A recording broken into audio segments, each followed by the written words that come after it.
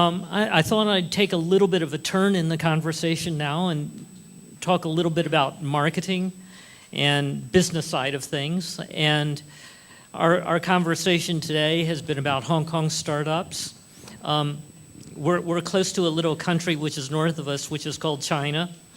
CNIC announced that China now has 420 million internet users. It's continuing to grow at 22%.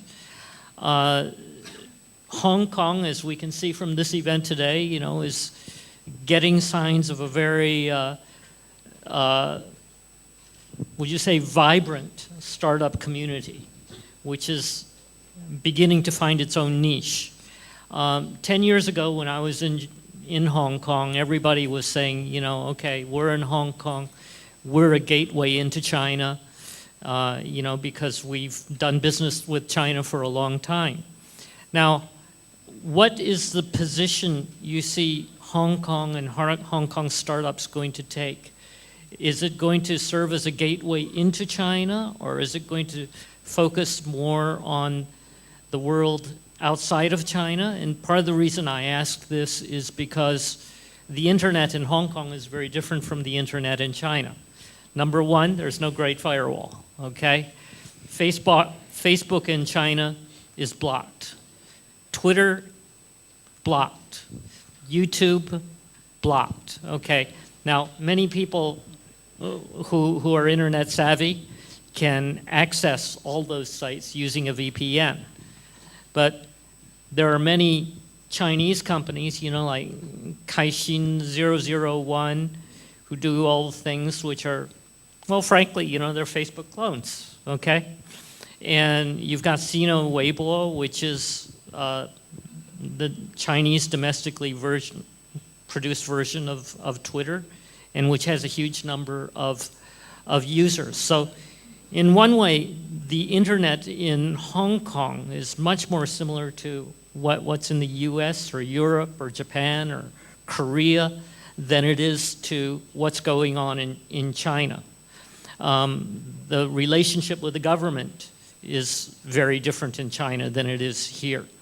So how should Hong Kong companies position themselves as a group, or should they say each company is different, each company's situation is different? How do you see things developing?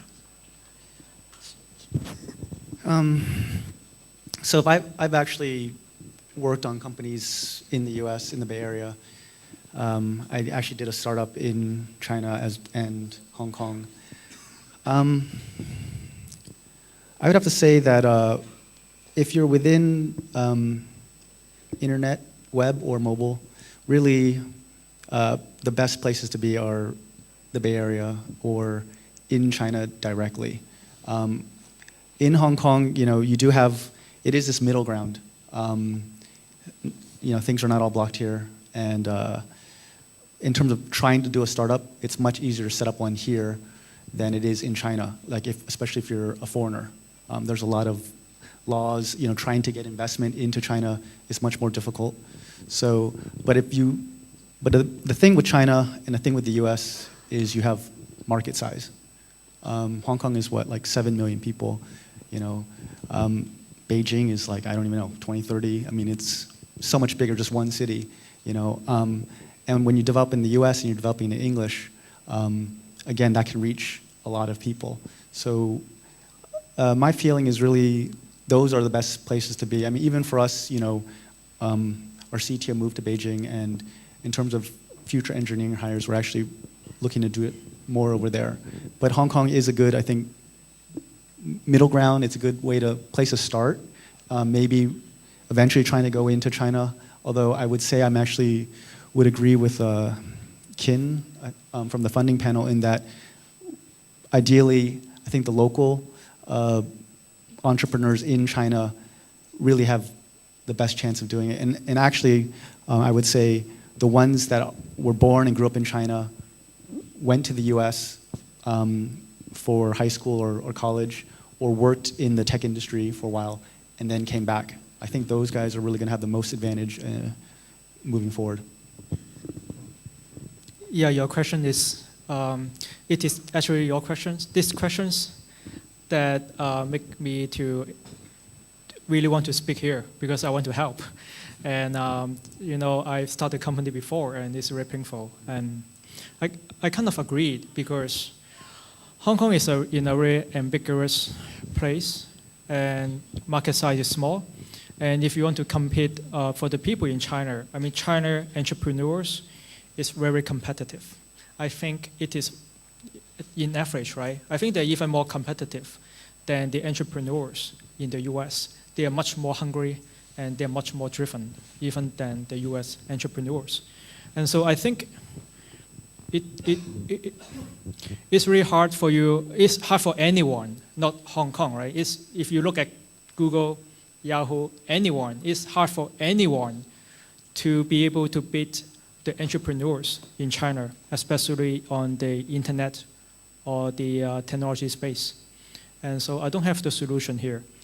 And so I think the China market is actually very difficult to crack because, like you have mentioned earlier, in terms of the business practice, the philosophy and things like that, we are more in line with the Western world instead of the China. And so so the strategy that we take is we are kind of like following the Israel model. For the Israel startup companies, Israel have a very small local market, about 2 or 3 million people. And so what they're doing is, when they have some initial success in Israel, they will start a sales offices in the US. And the engineering team is going to be in Israel because it is cheaper and they have very good engineers over there. But the sales and marketing side is actually in the US and maybe in other parts of the world. I think for the people here, maybe you can, if you are focusing on the Hong Kong market alone, I'll tell you that it is actually very difficult and it's not worth it. Because if you are doing internet business, I mean, you are able to reach, people really all over the world. I know it is hard, but really try to, I think the Hong Kong has a good supply of engineers. In certain extent, I think they have better engineers in China because in China, they have the IP issues, they have the ethnic issue, and you have a lot of overhead in, looking over your staff, make sure that they are doing the right thing and things like that. And they're not cheap. They are costing, for the people in Beijing and Shanghai, I think for the entry-level people, it's about 1,000 US already. And if you're including the overhead and things like that, well, maybe it's around the same price of hiring an entry-level here in Hong Kong. And our people in Hong Kong, our engineers is very, very royal. I mean, they like working in Motherwell because we are really a technology company and they cannot find it elsewhere, right? But I don't think that's the case for the people in Beijing and Shanghai. I mean, they're really hot. Engineers, Google want to steal them, Microsoft want to steal them. It's very hard to keep those people. So it is interesting, but I think actually your engineering base in Hong Kong is not such a bad idea. But if your sales base is mainly in Hong Kong, I think it is pretty bad. And so I guess my conclusion is going to be, you can try to follow the Israel model. And China, to me, is very difficult to crack. And US or even Japan or Singapore, for me, is easier to crack.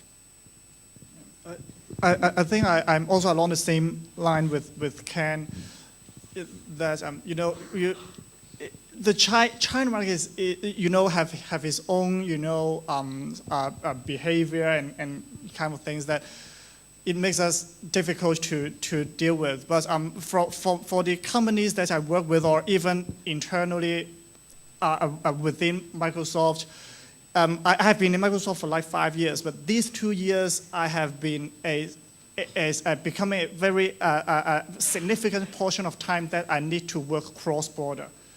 For example, this year I need to work on Windows Phone 7. I actually need to deal with the developers in China, which in previous years I don't need to do that.